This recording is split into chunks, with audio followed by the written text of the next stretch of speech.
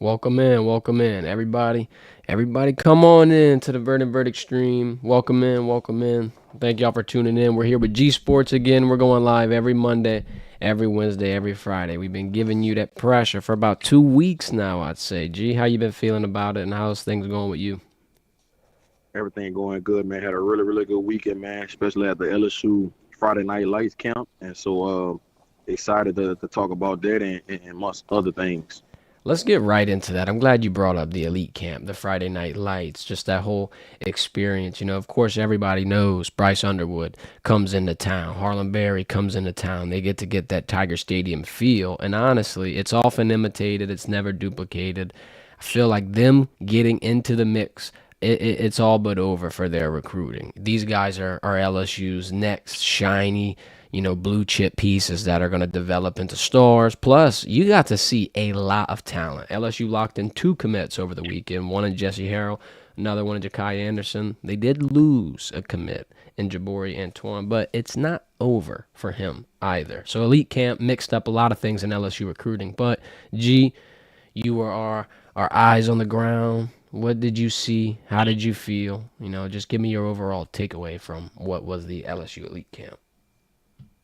First of all, I got to the camp maybe an hour and a half before it was supposed to start, because the LSU receivers, Nussmeier and Bryce Underwood, had a throwing session on the practice fields, and I had to be there just to see how Bryce Underwood was going to interact with some of these receivers on LSU team, just seeing how he was going to command the whole throwing session, and just seeing how the receiver was going to react to the way he throws the ball and the way he goes about his business. And I was very impressed with Bryce Underwood. Ryan Clark said it best on last week. I think that was a T-Bob show he was on when he says describing Bryce Underwood perfectly is he's an adult, and that's how he handles himself. He handles himself like an adult, like he's been here before. He doesn't seem like a kid that's going into his senior year. He seems like a kid that is maybe in his second or third year in college already. And that's what I was so impressed with, man, the way how locked in he was, the way the ball comes off his hand with a lot of velocity, the way he throws with anticipation, how confident he was, and how he was being a lead out there with veteran receivers like a Chris Hilton and Kyron Leeson. Kyron Leeson told me after the throwing session, he said, man, I would be very shocked if Bryce doesn't start as a true freshman. This coming from Kyron Leeson. This coming from wide receiver one at LSU. He said, man, he's just different. And I think that's high praises coming from somebody like Kyron, because if anybody knows on what they expect from a quarterback and how good a quarterback can be, it's Kyron Leeson, right? He just played with the Heisman Trophy winner and Jaden Daniels, who went number 2 in the draft. So I think he knows a thing or two about quarterback. As far as the other kids at the camp goes, I'm gonna tell you, man, Ahmad Hudson, the tight end from Ruston. He's part of that 2027 class. 6'5", dual sport athlete, really good in basketball. He impressed me throughout the whole camp. I think he's going to probably be the next Tre'Davious Green when we look 3 to 4 years down the line. The same type of background. Really good on the basketball team. Plays above the rim. In football, man, he was high pointing, running really good routes, looked really fluid, and he just looked like he's just different than everybody that was out there playing the tight end position. When you talk about JT Lindsey, the LSU commit from Alexandria, that's what JT Lindsey is. I think Alexandria Ash. He looked really good. You could tell Coach Frank Wilson was very impressed with how he competed at the camp. Looked really good coming out the backfield. Ja'Kai Anderson is a kid that was at the camp. He didn't compete. He competed the week before. That's the 3-star receiver out of McDonald 35 that just committed on Saturday as well. Ja'Kai Anderson is, to me, one of the most underrated prospects in the whole state of Louisiana for that 2026 class. Yeah, he's a 3-star right now, but I think when we all look back down the line in the next 2 years when he's a senior, I think Ja'Kai Anderson could end up being a 5-star prospect when it's all said and done. I think he's that good. I don't think he's finished growing right now. He's at about 6'1.5". And he's a great kid. Richard Anderson, the 2026 D lineman from Edna Carr, he committed 2 on Saturday. He actually competed at the camp. Really good on his feet. A lot of explosion. He's sitting at about 6'2.5" and some change. I think Richard Anderson is going to be another kid that's probably end up being a 5-star when his senior year comes around. So it was a really, really good camp. Elijah Haven. I forgot about Elijah Haven, man. That's the 2027 quarterback out of Dunham High School. Listen to me and listen to me good. Elijah Haven is sitting at 6'5", about 215, 220. Another dual sports athlete, can windmill the basketball. Elijah Haven, if he takes football serious and he puts the basketball down, I ain't gonna say put the basketball down. Let me correct myself. If he puts football in the forefront of basketball, Elijah Haven will be a top 5 quarterback in the country when it's all said and done. You heard it here first. And we've had a couple of run-ins with athletes who were splitting between basketball, between football, and a couple of the names that come off. First one, Kylan Billiot, like tremendously talented basketball player. Try Paris stand up right now. Tremendous basketball player. Gets a offer for both sports in his freshman year, and then you see him fine-tune it and go towards the football path and look at what has paid off. And I'm not saying that none of these kids could play at the next level of basketball. I think the next level of basketball compared to the next level of football, that's night and day. More often than not, a high school prospect has to be NBA ready to be able to transition at the Power 5. But on the football side of things, it's a little different. You got that length, you got that speed. People are going to want to turn you into a project. People are going to actually be optimistic, not only because there's more spots, there's more people on the team, there's more, backup options as well. Basketball is just a whole different beast from conditioning to now, even with the way that the game is transitioning.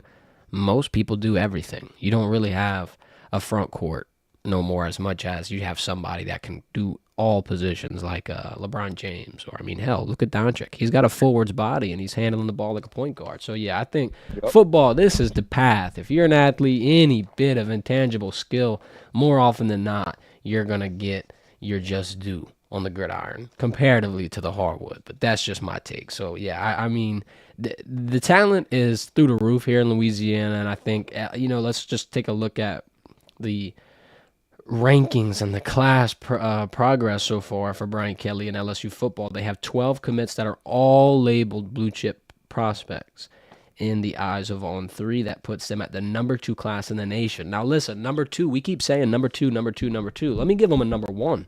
They're the number 1 class in the SEC. The only other school that you really somehow, some way are going to have to worry about, maybe a Notre Dame, maybe an Ohio State. And I will throw one more SEC school in the mix that could potentially get past LSU in this 2025 class ranking.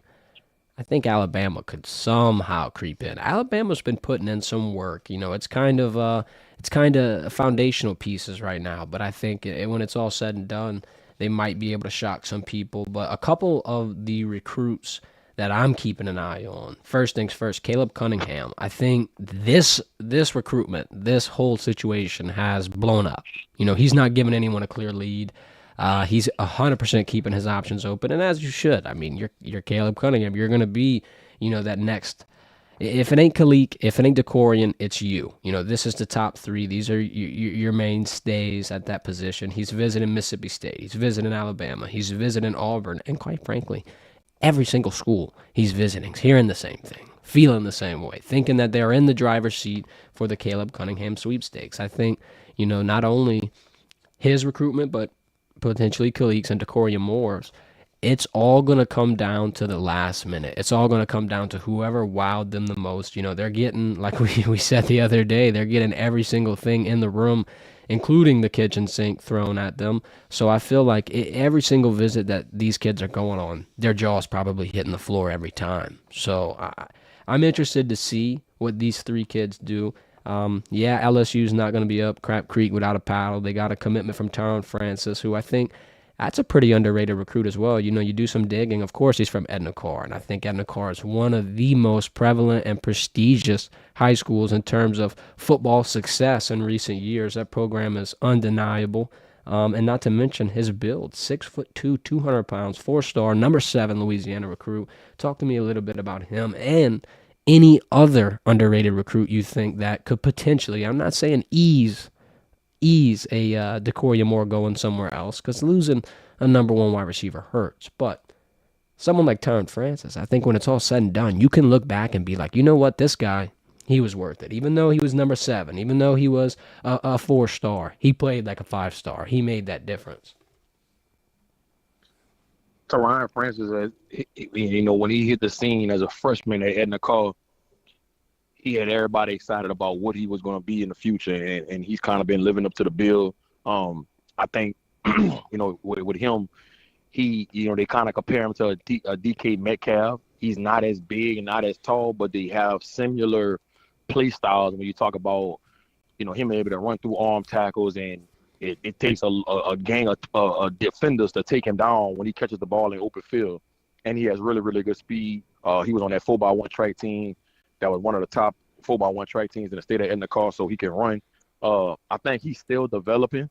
I think he's a kid that could take him a couple years to get acclimated to the SEC, but I think he's definitely a talent. If anybody can produce high-level prospects to be able to go in college and flourish, is Edna Carr and Bryce Brown. He does a phenomenal job with those kids. As far as a underrated receiver that they could probably have the eye on to possibly replace Decorum Moore if they can't get Decorum Moore, man. I don't think it's gonna come from the state unless we have a late bloomer in the 2025 class that kind of just bursts on the scene. After the first 4 or 5 weeks of the season, we're like, man, who is this kid? And that always happens in Louisiana. They always have these 4 or 5 kids that kind of just starts taking the state by storm, and then LSU I'm getting tongue twisted. They start getting intrigued with them, right? And then you see a late offer come 2-3 weeks before signing day. So I think that could possibly happen. But I think if LSU really wants to solidify that receiving core for this 2025 class, they're gonna have to go out to state. And you can't lower the standard. The standard is a standard at LSU when it comes to wide receiver. They have to make sure they go get the top of the top. And so it's gonna be interesting to see, how many commits they're going to get besides Ryan Francis in the 25 class. I think from what I heard inside that building, I think they want to get 3 high school receivers. I think they want to get 3 high school receivers. So they got 1 committed already. They need to get 2 more, and I think that'll show up that 25 class to go with what they did with this 24 class. And you're mentioning, having to potentially go out of state. I feel like LSU, this is the year where they've really flexed some muscle, leaving Louisiana, leaving the boot, going out, getting, a Bryce Underwood, initially getting a Decorum Moore commitment. Also, I want to kind of note a DJ Pickett on his recruiting status out of Florida. I feel like he's been, he's not feeling LSU in a sense where he's locked, but I'm getting the gut feeling that this is a pretty good situation, pretty good fit. I feel like, especially, I'm not going to dig too deep. I'm not going to read into this too much. I'll kind of let you help me out with this one here. But with Jabari, the 4-star corner from Louisiana, decommitting, yeah, he just went on his visit to FSU. And look, Coach Norvell and the squad, they're putting something together. Florida State, you see last year, you see the writing on the wall for this year. I get it.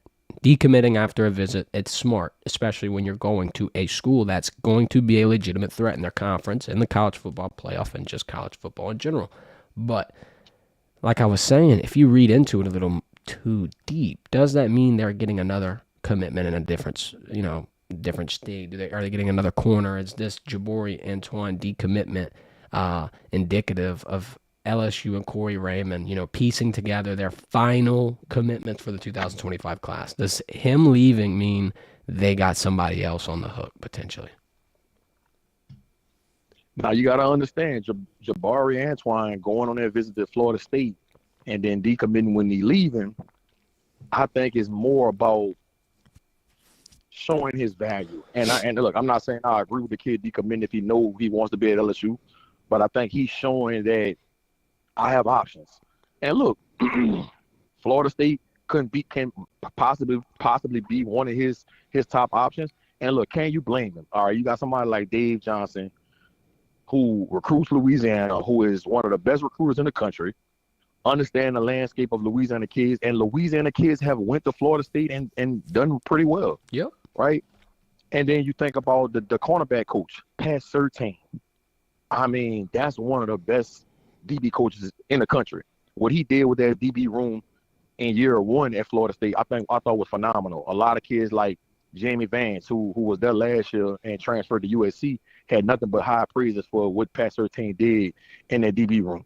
And he's a coach that played in the NFL at a high level, started for the Miami Dolphins, produced one of the best corners in the NFL right now, Pat Surtain Jr., who plays for the Denver Broncos, and Pat is from Louisiana as well. And so when you think about that from that perspective, Jabari having Florida State as one of his top schools makes a lot of sense. And they was one of the top teams in the country last year, and they beat LSU the last 2 years. So they using that as a recruiting pitch when they talking to Jabari. With that being said, this is still LSU, right? It's still your home state. Corey Raymond is still running that room. Yeah, this is gonna be year one. He's from New Iberia. Jabari Antoine is from New Iberia. So I think LSU is still in a good place.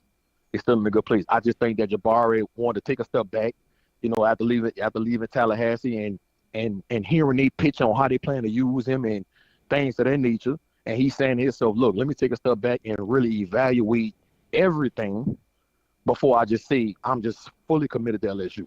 And I think that's what he's doing right now. But if I was a betting man, I would bet that Jabari Antoine will still sign his name on the dotted line at LSU come signing day. But I think it's going to come down to the wire. Okay. I like it. I'm sure the fans in the chat are excited to hear that. We got Mike Prima from St. Landry Parish. What's going on, Mike? Appreciate you coming in. I agree. I think we could even compare this Jabari situation to Caleb Cunningham. They're both, and the value, they're both pushing their leverage. They're both talking to a lot of schools. They're both trying to make sure all their offers are still on the table. It's smart, especially at this point in what college football has turned into. It's a mini NFL. It's a mini free agency. You really do have to, see out every option. You never know. You don't want to leave anything on the table. So I definitely could see, that being the situation. I also think, though, when it's all said and done, LSU has pretty much laid the framework down for their best recruiting class under Brian Kelly. This whole recruiting period has been real successful, regardless of how this Decorian Moore situation goes, regardless of how Jabari decides.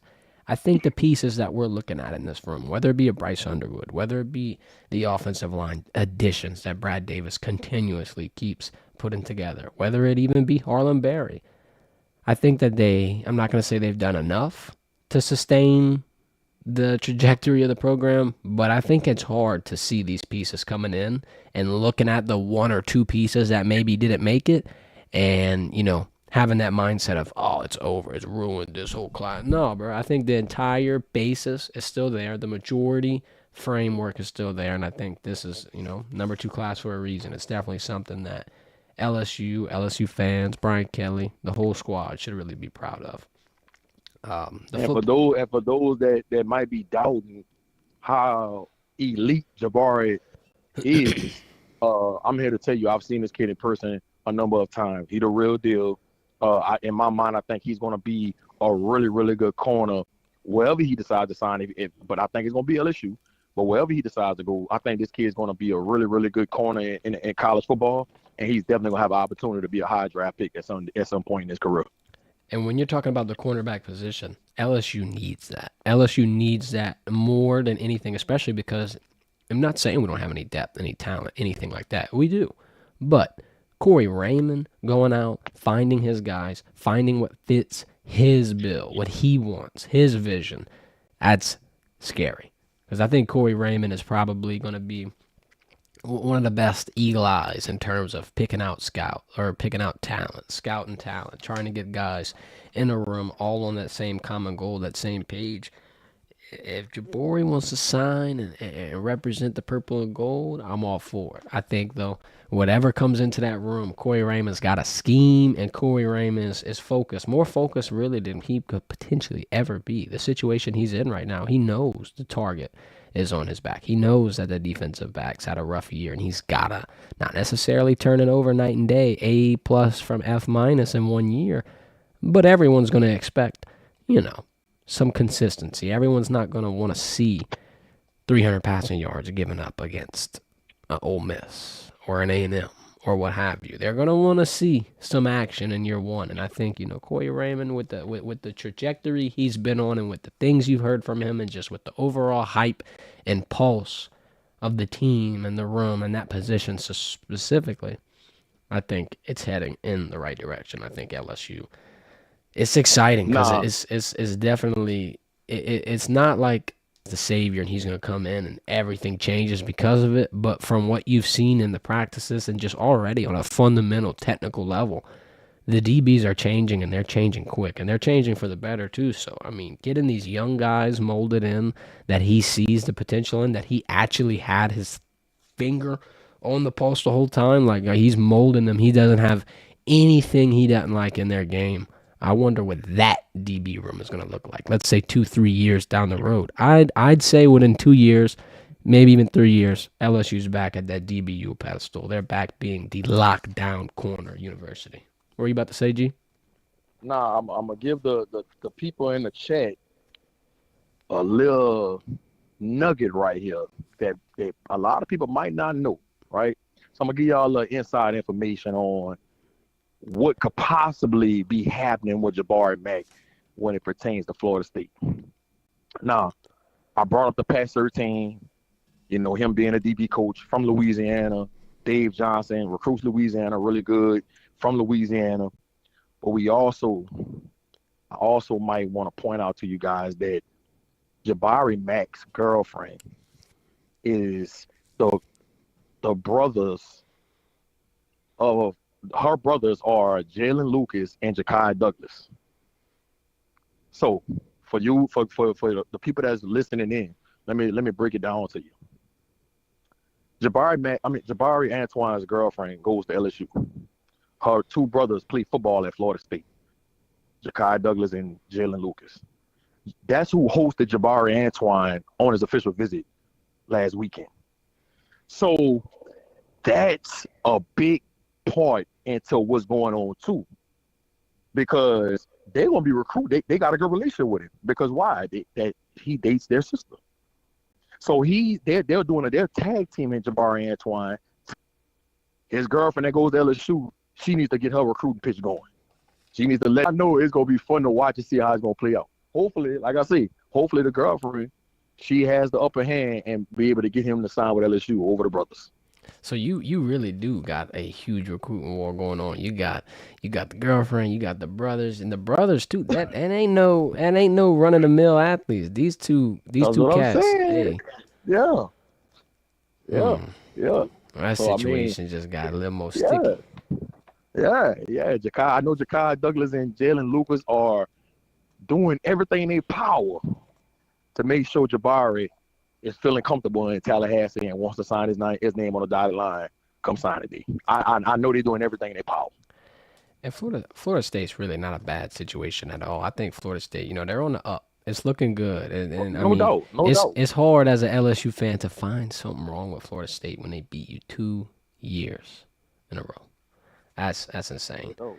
Let's go ahead and we'll transition this stream over into the segment that we got this video titled under. I'm sure they had some people coming in and out the chat, wondering when are we going to talk about Oklahoma and Brent Venables contract extension. Before, listen, I know we're wondering, is it a mistake? Is it premature? Is it too early? Let me give you some background on Brent, on this Oklahoma football situation, because not a lot of people really and I'm not gonna say a lot of people, but myself, I'll speak for myself. I did not know his background. I did not know Brent Venables and his tenure at Oklahoma, how long it really has been. So just to give you some clarity, Brent was a defensive coach on and off, whether it be analyst, whether it be coordinator, from 1999 to 2011 at Oklahoma. Then, of course, he goes to Clemson. If you look at his entire tenure in Bill, he's coached in 8 national championship games. Last year, had a 10-3 season.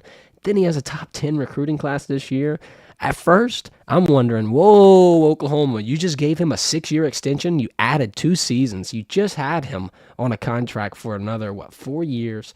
But all in all, now he's getting $8.5 million a year. The whole contract's worth $52 million. It made my eyes bulge out. Eyes almost popped out of their sockets. I was thinking, y'all haven't even played a SEC game yet. We're talking about the SEC gauntlet running you over, chewing you up, spitting you out, throwing you on the ground on the side. But I gotta pause myself because I don't want to give you the fool's gold way too early prediction in the month of June. I think actually Brent Venables, if you're Oklahoma, who else you got? Who else you gonna pick? This is your guy who's been loyal, who's been in your program. He understands. Like the last time y'all were even national championship contenders, he got the vibe. He was there. He was a fly on the wall and able to 100% not replicate because it's a different world in college football today, but carry over that tradition, that legacy. I think really Oklahoma, yeah, they're going in a rough spot in the SEC, but it's crap or get off the pot time, if you want to use the words of old Coach Butler. It's crap or get off the pot. They're on the pot. SEC play is entering this year. You got your guy. You got 10 wins last year. You got a top 10 recruiting class, and you really haven't even dabbled in SEC play yet. Dude, they get 2 wins out of that gauntlet that we keep talking about. I think the change or the tune changes instantly around Oklahoma. Now, look, they lose all those games. Now we're going to be wondering what the hell's going on with Venables in Oklahoma. I really think his contract's not as bad as I once thought now that I realize how long he's been at Oklahoma, how many championship games he's actually been a part of. But did they pull the trigger too early? What do you think? I think it's just one of them situations where they want to get ahead and pay him and extend him now rather than later, because I think they see the writing on the wall that Brent Venables has his Oklahoma program going in the right direction. I agree. I mean, they went 10-3 last year, and like I stated in our episode last week, that I thought he was one of the elite coaches in the country, and I think that he's going to have that Oklahoma program very much improved than it was last year. And I know 10-3 was a really good year, but I think that even with them going in the SEC, I think Venables will be able to adjust to it really, really fine. His recruiting classes from this past year and the 2025 class is one of the best in the country. And so you got there's a lot of optimism going forward for the future when you talk about the Oklahoma program. So I think Venables, he's coached in 8 national championships, bro, between Clemson and Oklahoma. So this guy, you know, he knows how to get it done. He just needs the players. And with these 2 recruit classes from 24 and the 25 class, if everybody stay locked in on that 25 class, they're going to be one of the top teams in the SEC. It's just what it's going to be, because he's that good of a coach. He has a good staff in place. And and usually you start seeing a team take that step into being an elite program around year 3. Well, this is year 2. So I thought in year 1 going 10-3, I thought that was really, really good. I thought that was really good. So, Very you know, good. I don't think it's premature giving him this contract extension and giving him more money. I don't think it's premature at all. No, I agree. Yeah, because like when you first look at it, my first impression was, oh my God, we have to see what happens in the SEC. But you're mentioning getting ahead, beating the punch, not having to give them the 10 mil, the 11 mil. What if hypothetically they come out another 10-win season, 10-3? That puts you in college football playoff realm. If they get to the college football playoff in the second season, yeah, he's getting paid a hell of a lot more money than $8.5 million a year. So it could go one of 2 ways. It could be a great ROI, a great return on investment on their long-term push all the chips in approach. But I feel like, you know, this is your situation that, you know, you're dealt. You kind of got to play the cards. You kind of got to sit there and watch it all fall. I don't think, you know, taking that money and giving it to someone else is your answer. Brent's definitely proved that he's got it. He's got the experience. And I mean, really, that's all you can ask for in a coach. It's not necessarily as much as and this might be crazy, but I feel like it's not necessarily as much as like what have you done, what have you accomplished, as much as what have you been through and who have you been around. Because if you've got all of that accumulated knowledge, I feel like whenever the adversity hits, whenever the lights turn on and they're bright and they're hot and you're sweating and everyone in America's watching, you've been around the block a time or 2. You've been in 8 national championships. You know, you've been coaching at this school for almost 2 decades now. You've been in the top perennial powerhouse level of college football for a while, almost your whole career. I think this is his chance to really, you know, man, we keep saying crap or get off the pot. Tell you, bro, this is your chance. I'm gonna tell you what got him this contract though. Like I said last week, when we were talking about, one of the most underrated teams in the SEC, what got him this extension is beating Texas last year in that Red River shootout. 100% That's what too. got him. Because the year before they lost 49-0, right? That's what got him this extension. Beating Texas, especially with Texas being one of the best teams in the country, going 10-3. And bro, to be honest with you, they to me, they really had an opportunity to go to run the table last year. I mean, they lost to Kansas and they lost to Oklahoma State. And they lost to Kansas by 5 and they lost to Oklahoma State by 3. Like, they really had an opportunity to go undefeated last year. So you got to think that they're going to be just as good this year. The only question mark I have and why I'm not putting them at the top of the SEC is because Dylan Gabriel transferred. Yep. If Dylan Gabriel wouldn't have transferred, I probably would have Oklahoma as a top 3 team in the SEC this year. But I think they're still going to be pretty good with Arnold as their quarterback. Because he did really good in the bowl game against Arizona, but I don't think he is as good as Dylan Gabriel, and he doesn't have the experience that Dylan Gabriel had. No, I don't. And I'm going to do a little quick preview jumpstart because on Wednesday, I do want to talk a little bit about who I think are the real Heisman candidates. And I got to throw that name in the hat. Dylan Gabriel going to Oregon, going to be put in the same situation as a Bo Nix. And I think Yes. Dylan, there's something about him with his escapability, and it's not like I was about to say it's not Marcus Mariota. You know what it kind of reminds me of? This one's off the wall, but Kyler Murray. He gives me some type of flashes of a Kyler Murray every now and then. And maybe it's because he's at Oklahoma. Maybe I'm getting confused and I'm hallucinating while I'm watching the tape. But I really do like his escapability. I really do like just overall how he's going to be able to stretch them plays. When you're winning the Heisman, yeah, the stats and the wins, it plays a big role into it. But the biggest thing I find, at least, it's the Heisman moments. It's the how you dig your team out of hell, out of adversity, whenever it all looked like it was crumbling. You're the showstopper. You're the most explosive, exciting, and energetic player in college football. And I think, there's only about 4 people I could give that bill to right now as of a preseason prediction, and he's one of those 4 people. And stay tuned for Wednesday And I'm for the others. surprised. I'm surprised he got in the transfer portal and went to Oregon, knowing that this Oklahoma team has a chance to be really good this year. And enter the That's the SEC. only, like I just say, that's the only reason I don't have him as a top 3 team in the SEC, because he left. And even though Arnold is a good player and he showed flashes in that bowl game, I don't think he's going to be what Dylan Gabriel is. And Dylan Gabriel has been in college for a while. I think it's his 5th year. He's going to be a 5th-year senior. If you're Dylan Gabriel, I wonder what played into that decision. Like maybe it's NIL, maybe it's this, maybe it's that. But Well, I'm going to tell you what it was. Bo Nix just went in the first round. So, and Bo Nix wasn't even talked about as being close to a first-round pick before last year. You go to Dan Lanning for one season, he makes you a Heisman Trophy candidate, and now you get picked in the first round. That's why he's going to Oregon. He's anticipating that he's going to be that same type of player, if not better. And plus, if you look at Dylan Gabriel, him and Bo Nix are kind of built the same. They both about 5'11 and a half.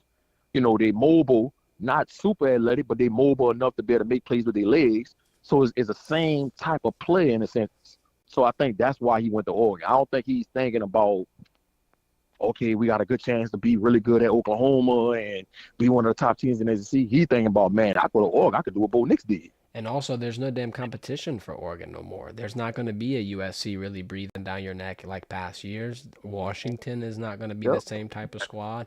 There is no Yep. team in that depleted area. What are they in the Big Ten now? I don't really even know where Oregon moved. But Yeah. wherever they are, I think that they pretty much have the chance to run the table. That could have also been a big factor. They're probably guaranteed a spot in that big old wide open 12-man playoff. Yep. Well, let's end this off with the NFLSU rookie update. I've been wanting to do this one for a couple days now, but I think this is the perfect time to do it. I got 3 major storylines. We'll start off with the lightest of the 3. You got Joe Burrow, Justin Jefferson, Jamar Chase, all representing the LSU brand globally. This is what you pitch to the kids that are on the recruiting visits here. This is what you talk about when you talk about pushing your brand to the forefront, being one of the biggest draws in sports. You get to go I think it was either Vogue or it was some type of brand that they're modeling for. They're putting on all the suits. They're putting on all the flashy clothes. They're getting all the photo shoots, all the pictures published all over the NFL social medias. They, quite frankly, are the face of the NFL. And it's because of their hard work. It's because of all the success that they've had. Of course, don't get me wrong, but you can't ignore the fact that the LSU boys, the boys from the Bayou, are running the table in the NFL. They are that new generation. And I feel like LSU just got the biggest lob from these three young men, really. And I mean, even the three guys that got drafted in the first round this year, whether it be Brian Thomas, Malik Neighbors, Jaden Daniels, those three guys are also going to help push that and help that lead grow. But if you're looking at the NFLSU as a whole right now, the number one thing I can say is it looks like LSU is doing it better than anybody in the NFL. Man, did you see Jamar Chase, Joe Burrow, and Jets in Paris for Fashion Week, bro? I mean, the LSU brand continues to outdo itself.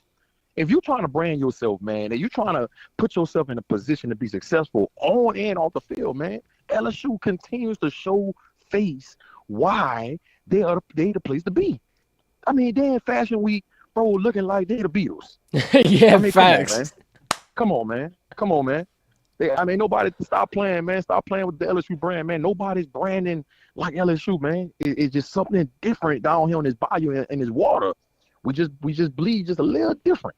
Just bleed a little different, bro. I was very impressed with some of the outfits. I mean, I don't think I could pull some of that off, but look, they looked at like some very important people walking down there in Paris. Yeah, I seen one of the suits Joe Burrow had. He had his back open. His back was out, hanging out. I'm like, man, look, you getting the breeze. That looks like an innovative outfit for Louisiana weather. But I don't know. If, some of them outfits might be out of my bill, but it did look like they were dripping. It did look. It looked. Yeah. Oh yeah. It looked like what you think of when you think of LSU showstoppers, the top of the top, the cream of the crop. It was exciting, and that was another one of those feather in the cap moments where I'm like, hey, this helps your recruiting pitch. This is what the LSU brand is all about.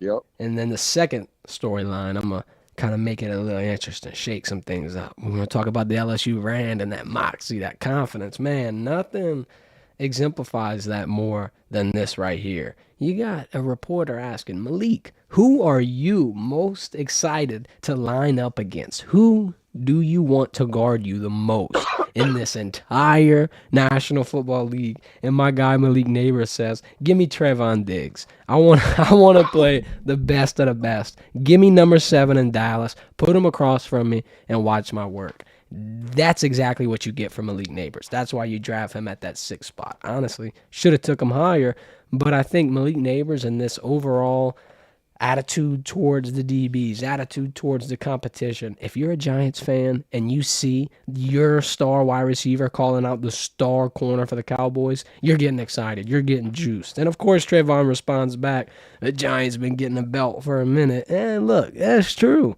But I don't think you've seen a Giants wide receiver like this one in quite some time. Quite frankly, since Odell Beckham Jr. You see the one-hand catches. You see the flashiness.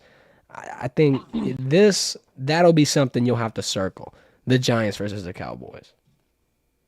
Yeah, I'm excited to see that matchup because both of them like to do a lot of talking. They both super competitive, and then you got to think about it: Bama versus LSU. So there's some tension and a lot of bitterness between the two, right? And so I think it was great to see Malik call out Trevon Diggs, and he didn't do it in a disrespectful way. No, it was game recognized game, Yeah, and he understands that that's going to bring a lot of ratings to that game, and that's going to put everybody in the NFL and the fans that's watching on notice when they play. I don't know what week they play. So I know they play twice, but I don't know what's the first week they play. Everybody's going to be on standing on pins and needles to see that matchup. I'm just hoping that Daniel Jones can deliver so Malik Neighbors could put on the show for everybody. I agree. Week 6 and week 14 is what they're going to play. That's when week 6. Mark it on your calendars. September 26th. Get it ready because that. Ready. Hey, look. Come on, Daniel Jones. Come on, Daniel Jones. Daniel come on now. Dimes. Earn that contract. You've been getting paid, buddy. Come on, man. It's the last year. It's your last year of guaranteed money, man. Prove to the Giants that they need to extend you. Come on now. Get the ball to 8. Get the ball to 8. Get the ball to 8, and you're gonna be straight. I think he's 9 now, actually. I think You're Danny's right. 8. I'm sorry. No, you're He's good. 9. They You're right. should, He's 9. man, they should swap real quick. I seen more quarterbacks successful with 9, and we got to give Malik or 8. Honestly, Yeah. it's either Yeah. 8 or get Jalen Hyatt to swap with him. Get him in that 1-3. Get him in that Odell vintage number. That'd be I pretty don't think Malik won't have to come up off a 200, 300 range just for a number. No, and then on top of it, Jalen Hyatt. I don't even want to. I don't want to get into the nitty gritty into these little tiny storylines. But let's dial it back. We'll talk about the Blitnikoff Award. Jalen Hyatt wins the year, not last year before. Jalen Hyatt gets it right. Some people think Marvin Harrison should have got it. Fast forward last year, Marvin Harrison gets it. A lot of people think Malik Neighbors should have got it. I think he should have got it. You could have had. He was 1 vote away. You could have had 2 Blitnikoff Award winning wide receivers on your squad. You know what? I gotta start just saying he's the honorable mention, Blitnikoff. I gotta put an asterisk by that. Give me and you a vote, and he won it straight up. I feel like there's no bias in it at all. I would have voted 100% by the numbers. Y'all could trust me. But yeah. Last storyline of it all. I wanted to save the biggest one for last. We gotta try to get that payoff. Well, we got Derek in the chat. Hold on, let me shout you out real quick. Dropping a little LSU, a little Go Tigers. Appreciate you watching, Derek. But final storyline. Brandon Ayuk to the Commanders. I know we've been talking about this one. We've been watching this one, and you've been watching all the antics on social media, and they keep happening. They keep coming. Jaden Daniels and Brandon Ayuk going shopping. Brandon Ayuk calling Jaden Daniels saying, "Oh, Niners don't want me no more." I don't know if that's true or not, but you see all of these things popping up on social media. If it ain't this year, it's coming. A Brandon Ayuk and a Jaden Daniels reunion. And man, oh man, that one right there. You add Brandon Ayuk to this Commanders team, give them the NFC East. Give them it. I really want to know what's really going on with this Brandon Ayuk situation. John Lynch coming out and saying they're not trying to trade him. Brandon Ayuk saying they don't want him. Who telling the truth, bro? Like, somebody lying. Both of y'all can't just be telling the truth. Somebody's lying. And they said they offered him an extension up to $26 million. But they say Ayuk want $30 million. So I don't know what to believe. I don't know if Brandon Ayuk is just playing hardball because he don't want to do training camp, but he really wants to be there. I don't know. But if the trade does go down with him going to the Commanders, bro, that's going to put the Commanders. I might want to kind of put them at the top of the NFC East. Oh yeah. I already said I think they're going to make it to the playoffs as a wild card. I really believe that. But if you add somebody like Brandon Ayuk to go with Austin Ekeler and Terry McLaurin, and then Brian Robinson Jr. and Terry McLaurin, and then you got Zach Ertz as a tight end. Zach Ertz as a tight end. Jahan Dotson, bro. That Commanders offense has just probably put themselves in a position to be top 10 in the league. Top 10 offense in the league. What Cliff Kingsbury calling the plays? Don't forget about that. And we already talked about how good their defense are going to be. So if that happens, I might want to put the Commanders at the top of the NFC East. I'm not going to lie to you. Right now, I got them second. Right? I got the Eagles still number 1. Got the Commanders second. I got the Cowboys third. But I'm gonna be paying close attention to see if Brandon Ayuk ends up in Washington. Because if that happens, bro, that changes a lot. Not only in the NFC East, but in the NFC period. Because that puts them in a different category. That in a different tier, in my opinion. Yeah, Brandon Ayuk he's the real deal. And isn't that crazy that you see, and I might be jumping the gun here, and we got some Saints fans in the chat that I'm not trying to aggravate, but isn't it interesting that the Commanders, they stay patient. They go get Jaden Daniels. They kind of make a very quiet, silent rebuild. Adding Austin Ekeler, adding Zach Ertz. You still got Terry McLaurin, Brian Robinson. You just kind of speed run your way to getting on a team like the Saints level, like the Falcons level. I mean, in an offseason, quite frankly. Look, last year they didn't do bad, but I don't even think the Saints roster would be better than the Commanders roster especially if that trade went down. And that's just my opinion. So you're thinking let's put it in like a win bracket. You're thinking Commanders are more towards 10 to 12 wins, and the Saints are more towards like 8 to 10. Yeah, That's what I'm thinking. I think the Saints are. If the season started today, I would think that they're gonna be around the same win total they was last season. Because what they did in the offseason and in the draft, it just didn't wow me to say, okay, you're gonna be that much better. Now, the Clint Kubiak pickup as our offensive coordinator, that could be a game changer that we not really considering right now. And I'm gonna be optimistic about that because he came from under Kyle Shanahan. So I'm gonna say that I think that offense is gonna be better. Can he get Derek Carr up to speed and playing at a high level in year one? I don't know about that, bro. I don't know about that. But I do know what Cliff Kingsbury has done as an offensive coordinator with the quarterbacks he's dealt with over the years. And I talked about it last week. You saw what he did with Johnny Manziel at Texas A&M. You saw what he did with Baker Mayfield. You saw what he did with Kyler Murray. I mean, do I have to keep – you saw what he did with Pat Mahomes. So if I had to bet my money on who probably going to look the best offensively next year, I'm going to go with Cliff Kingsbury because his track record. And the weapons they have around him, especially if they get Brandon Ayuk. So that's how big of a trade this could end up being, bro. Like, this could put the Commanders in some really good category, a really good category when you talk about one of the better teams in the NFC. Oh yeah, and I can't name many wide receivers better than Ayuk. You got to put them in the top 5 because you're gonna throw Devontae Adams, Justin Jefferson, Jamar Chase, maybe CeeDee Lamb. I'll put CeeDee Lamb over Ayuk. And then I'm trying to think one more. Let's see. We know we're forgetting somebody big. We're forgetting somebody. You said Jets? Yeah, I haven't said Tyreek Hill. I'm gonna throw him in there too. Now look, all right, top 7. Ayuk's top 7. We'll throw that in. I think that could shake up the entire situation. G, we got someone in the comments real quick before we hop out. They want to know, you have any news on the defensive ends moving inside to help the D line for LSU football? So far, I haven't really.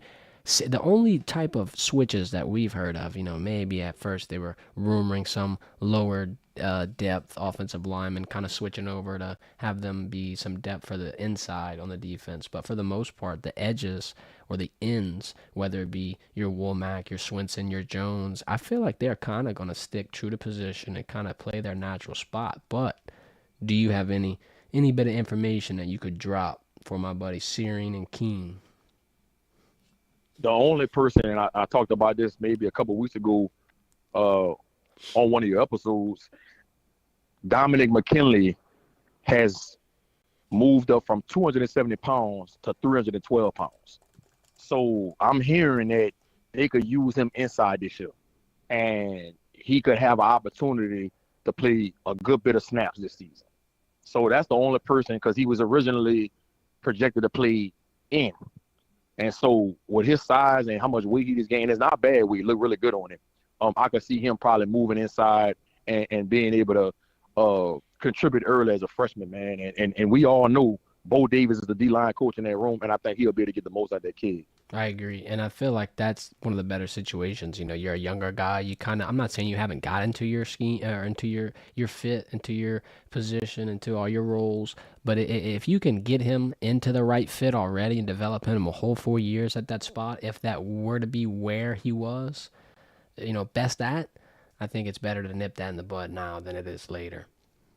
He's a big guy, big cat. Well, I appreciate everybody hopping in the stream. We're going to be doing another one on Wednesday. Friday, we'll have a little bit different stream. We're going to have the Man and Passing Academy coming into Thibodeau. For the last couple of years, we've gone cover that, so we'll have some exclusive interviews over there for you coming at you Friday. Wednesday, we'll be doing our normal show. We'll break down some of the Heisman odds. We'll give you an LSU football recruiting update, and we'll have a little mystery topic in there as well. We're gonna have to keep y'all on your toes. We need to get a fans, man. We need to get a viewers, man. We need to go through our top 10. No, I'm gonna say top 5. Top 5 each position in the NFL to football season get ready to start. I think we need to start doing something like that, man. Okay, I can get behind that. Top 5 quarterbacks next week. I mean this Wednesday. Top 5. Top 5. We going NFL? Yeah, NFL. All right. Bet. Top 5 quarterbacks in the NFL coming at you Wednesday. We'll do a little bit of a Heisman breakdown. We got the LSU recruiting news flowing at you all the time. We're going to be clipping this stream up. I'm going to do some shorter clips on the YouTube here, just so you don't got to watch end to end 50 minutes. If you want to, go be my guest. We're going to chop this one up for you. We'll have our short form clips up on social media as well. G, I appreciate you for coming in, man. It's been a good couple of days. We're getting our audience going. We're getting about, I say, 200-300 views every stream. We ain't done yet. This is the beginning. I think that's because we giving out real information, man. Real information. Real deal. That real deal. I appreciate your time, man. I appreciate all y'all for tuning in. This has been the Verdin Verdict, joined by G Sports. We'll be back on Wednesday. Thank y'all for tuning in. Y'all have a great day. Before you get out, though, please hit the like button on the stream. It means a lot. Be a friend. Tell a friend. This has been